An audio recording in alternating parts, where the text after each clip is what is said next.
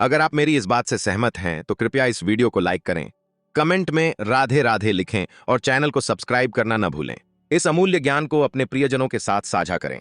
आइए अब कथा को सुनते हैं और अपने जीवन को सार्थक बनाते चूर्ण हैं। खाया जाता है ना, ऐसे 5 बातें हैं, अगर जीवन में उतार लिया जाए तो बुद्धि भगवान में स्वाभाविक लगने लगेगी। संस्कृत से हैं, उनका हिंदी में अर्थ हम बताएं। वेदो नित्य मधीयताम, संगासत्सु विचार्यताम।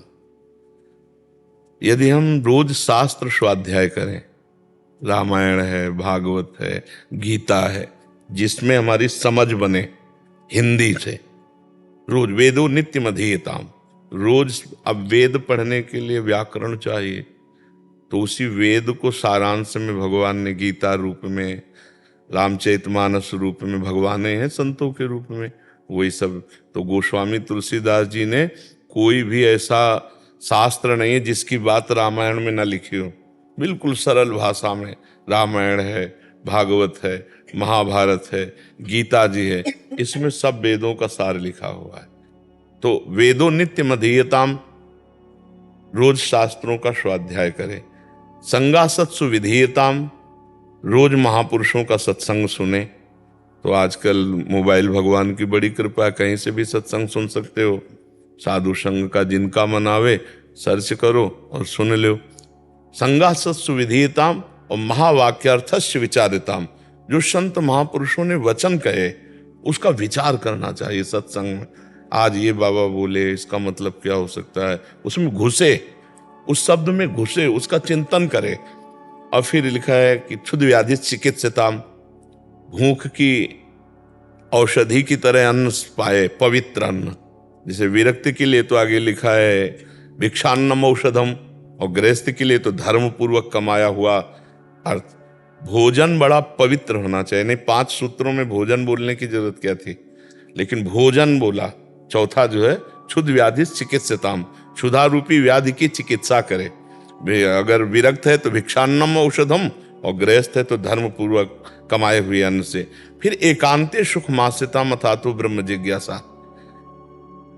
उपासक को 1-2 घंटा समय ऐसा निकालना चाहिए जो एकदम एकांत हो, कोई डिस्टर्ब ना करे, और उस समय बैठ करके चित्त वृत्ति भगवान में लगानी चाहिए। पहला शास्त्रों का स्वाध्याय करना चाहिए, दूसरा सत्संग सुनना चाहिए, तीसरा सत्संग में जो वाक्य हैं उनका मनन करना चाहिए, चौथा पवित्र आहार करना चाहिए, और 5वां एकांत में बैठकर भगवान का भजन करना चाहिए। इससे बुद्धि शुद्ध होकर परमात्मा में लगने लगेगी। आप करके देखो, रोज सत्संग सुनो, रोज एक नियम बना लो कि गीता जी का एक श्लोक का ही अर्थ हम पढ़ेंगे। रोज नियम बना लो, 5 दोहा चौपाई गोस्वामी तुलसीदास जी की पढ़ेंगे। नियम पूर्वक यदि हम शास्त्र स्वाध्याय करें, सत्संग सुने, मनन करें और पवित्र भोजन पावे और एकांत में बैठकर भगवान का भजन करें, तो बुद्धि भगवान में लगने लगेगी। आप करके अभ्यास देखिए, ठीक है? बहुत काल तक ऐसा अभ्यास कीजिए तो बुद्धि लगने लगेगी भगवान में। रोहित कुमार जी दिल्ली से। जी राधे राधे। राधे राधे महाराज जी। महाराज जी, क्या कोई बुरा इंसान मदद मांगने आए तो भगवत भाव रख के उसकी मदद करनी चाहिए या नहीं? अगर वो हमारी मदद से दूसरों का अहित और अमंगल करने के लिए मदद मांग रहा है तो कदापि मदद नहीं देंगे और विघ्न डाल देंगे। हम जानते हैं कि अगर ये बुरा आदमी है, ये स्वस्थ हुआ और इसका दिमाग का तो ये अनहित करेगा, तो हम सहयोग नहीं करेंगे, हम सहयोग नहीं करेंगे। हाँ, अगर वो कहता है कि मैं जिंदगी में कभी गलती नहीं करूंगा, गलती किया पर मैं सुधरना चाहता हूं, तो एक बार हम उसको जरूर सपोर्ट देंगे। और ये पता है कि ये बुरा आदमी है, इसको चाहे जितना दूध पिलाओ ये विषय उगलेगा, तो हम उसको सहयोग नहीं करेंगे, क्योंकि वो फिर दूसरों का अमंगल करेगा, दूसरों का हित करेगा। इसलिए शास्त्र हमारा आदेश जो करता है ये ऐसे नहीं। अगर वो सुधरना चाहता है तो हम पूरा प्रयास उसको सपोर्ट करने का, और अगर वो सपोर्ट पा करके अनहित अमंगल किसी का करेगा तो हम बिल्कुल सहयोग नहीं देंगे। ऐसा चाहिए। सुबोध जी मुजफ्फरनगर से। श्री हरिवंश गुरुदेव, आपके चरणों में कोटि कोटि प्रणाम।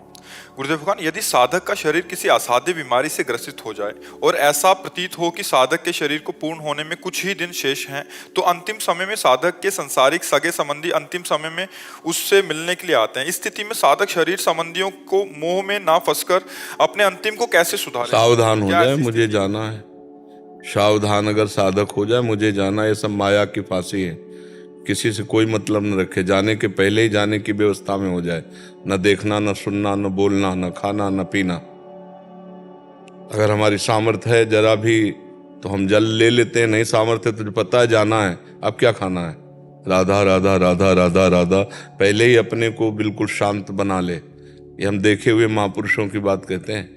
उन्होंने देख लिया कि अब शरीर छूटने वाला है, तो पहले ही शरीर छूटने की नाटक में आ गए। न देखना, न सुनना, न बोलना, न लाख बुला रहे हैं, बोल ही नहीं रहे। और जब हम दर्शन करने गए, उनके गृहस्थ में थे, बहुत अच्छे महात्मा थे गृहस्थ में रहते हुए। तो जब गए तो उनका, बाबा किसी से बोलो मत, आप भी बाहर जाओ, मुझे एकांत रहने दो, मेरा प्रभु का स्मरण न छूटे। बस कुंज बिहारी श्री हरदास, कुंज बिहारी श्री। पर इस शरीर के जो रिश्तेदारगण या संबंधीगण हैं, वो उस समय पे इतना मोह सांसारिक, ये इन लोगों का आदर नहीं करते। जो भूले हुए अज्ञानी जन, इनका आदर, इनका प्यार क्या प्यार है? कौन प्यार करता है? आप लोग संसार में इसलिए आपको लगता है प्यार करता है, हमें तो आज तक नहीं लगा कोई प्यार किया है। कोई हमारा नहीं, पूरे संसार में कोई भी हमारा नहीं। ये बात हमें भगवान की शरण में आने पर पता चली है। वही बात तुम समझ लो या जो समझ ले। अब अंतिम समय किसी पर प्यार अगर आएगा तो फिर जीवन बर्बाद हो जाएगा ना। फाइनल वही है, जैसे फोटो खींचने का समय है ना, तो जैसे आपने आकृति कर ली वही फोटो आएगी। ऐसे अंतिम समय जो आपका चिंतन का विषय होगा वही होगा। तो अंतिम समय तो सब दरवाजे बंद कर लेने चाहिए कि अब मरना ही है। ये सब नाटक है, कोई किसी से प्यार नहीं करता। कई बार देखता है व्यवहार में कि अगर किसी पे ऐसी अंतिम समय में स्थिति आती है तो सभी रिश्तेदार दूर दूर के वो इकट्ठे होते हैं और आने का प्रयास, अंतिम बिगाड़ने के लिए। हाँ, व्यक्त प्रपंच और इस तरह की सब बातें, वही सांसारिक बातें, अंतिम बिगाड़ने के लिए, अंतिम बिगाड़। बिल्कुल बिल्कुल, बड़े सावधान उपासक वो होते हैं जो अंतिम समय अपने को बचा पावे इस मोह दरिया से। नहीं तो ये सब नाटक माया का जो है ना, बहुत जोर का विचित्र होता है। और जब भगवान की शरण में हो जाए तो नहीं होता है। हम बुलाएं किसी को हाथ जोड़ के तो नहीं आएगा कोई हमारे पास, नहीं आएगा, क्योंकि हम किसी के काम के नहीं है ना। अब हम प्रभु के हैं ना, तो किसी काम के, तो भगवान अपने आप सब जाल काट देते हैं। अब चूंकि संसार में जाल बिछाया तो कुछ लोग तो इस बहाने आते हैं कि यार अंतिम समय जाना चाहिए व्यवहार में, अगर नहीं जाएंगे तो क्या कहें। वैसे जिंदगी में नहीं रोए और ऐसे आधा किलोमीटर दूर से रोने लगेंगे कि जान जा कौन। अब वो इतना इतना इतना भयंकर व्यवहारिक जंजाल है कि वहां स्थिति जब देखते हैं और थोड़ा सा ज्ञान, और जब कोई रोता है ना तो उस देखना वो अपने लिए रोता है। पत्नी ऐसे ऐसे करती है, ऐसे छाती में हाथ डालती है, ऐसे ऐसे मारती है, कहती जब हम जो चाहा वो आपने पूरा किया, अब कौन करेगा। वो अपने लिए रो रही, उसके लिए थोड़ी रो रही कि तुम नरक गए कि तुम स्वर्ग गए, इससे कोई मतलब। वो अपने लिए रो रही कि अब मेरा क्या होगा, तुम तो चले गए, मेरा क्या होगा। कुछ लोग व्यवहार में रोने आते हैं, कुछ लोग अपनी आर्त संबंधी पीड़ा जो है उनसे जो सुख सुविधा मिल रही थी। प्रेम तो सिर्फ भगवान करते हैं, यहाँ प्रेम कोई किसी से नहीं करता। प्रेम शब्द को यहाँ दूषित किया जाता है। यहाँ काम होता है, राग होता है, वासना होती, मोह होती, आसक्ति होती। प्रेम तो सिर्फ हरि करते हैं, सिर्फ भगवान करते हैं, दूसरा कोई प्रेम नहीं। तो इसीलिए अंतिम समय अपने सब दरवाजे बंद कर लेने चाहिए। मुंह बंद, बोलना नहीं, आंख बंद, देखना नहीं, कान बंद, सुनना नहीं। राधा राधा राधा, बस जा रहा हूँ जा रहा हूँ। तैयारी अपनी फिट रखे तो कोई परेशानी नहीं। जैसे हम हर समय प्रसन्न रहते हैं क्योंकि अपना हमारी तैयारी फिट है। जैसे हम कई बार एकांतिक में कहा, हमारी अटैची तैयार रहती है। अभी बुलाओ, अभी बिल्कुल तैयार हैं हम आपके लिए, बिल्कुल तैयार। ये नहीं है कि कुछ लेना है, बिल्कुल तैयारी फिट। तुम मरने से सब जग डरा, मेरो मन आनंद। आपके इन्हीं वचनों से इसे पूरे युवाओं को और इतना बल मिल रहा है। जब व्यवहार में हम देखते हैं, एक छोटा सा विद्यालय भी मैं चलाता हूँ, तो वहां जैसे सांसारिक लोग या बच्चों से भी थोड़ी बात करते हैं, तो इस व्यवहार से इतना बल मिलता है कि लोगों का जो एक व्यवहार था वो बदल गया। पता नहीं कहां पहुंच गया। आप जो युवा हैं उनका जो मानसिक बात है वो कहां पहुंच गई, जो संसार में आज तक कभी देखने में नहीं आई। उसका मतलब मेन प्रधान कारण भगवान की कृपा। और दूसरी बात यह कि यहाँ किसी स्वार्थ से व्यवहार नहीं हो रहा। ये जो आपसे हम प्रश्न उत्तर कर रहे हैं, जो आपसे चर्चा कर रहे हैं, वो हृदय से मना रहे हैं कि भगवान सबका परिवर्तन हो, हे भगवान सब आनंदित रहे, सब स्वस्थ रहे, सबकी बुद्धि पवित्र रहे। उसी का चमत्कार हो रहा है।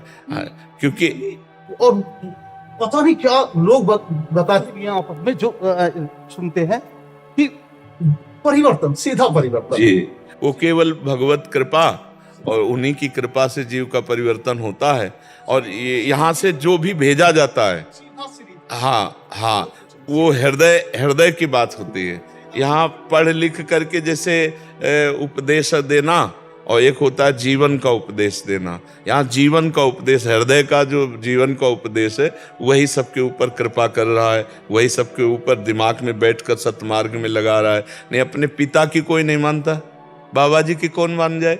आप सोचो, अपने बाप की कोई नहीं मानता तो बाबा जी की कौन मान जाए? पर वो भगवान की कृपा सब करवा लेती है। जो मूकम करोति वाचालम पंगुम लंघयते गिरिम यत् कृपा तमहम वंदे परमानंद माधवम, उन्हीं की कृपा। अगर आप मेरी इस बात से सहमत हैं तो कृपया इस वीडियो को लाइक करें, कमेंट में राधे राधे लिखें और चैनल को सब्सक्राइब करना न भूलें। इस अमूल्य ज्ञान को अपने प्रियजनों के साथ साझा करें। आइए अब कथा को सुनते हैं और अपने जीवन को सार्थक बनाते हैं।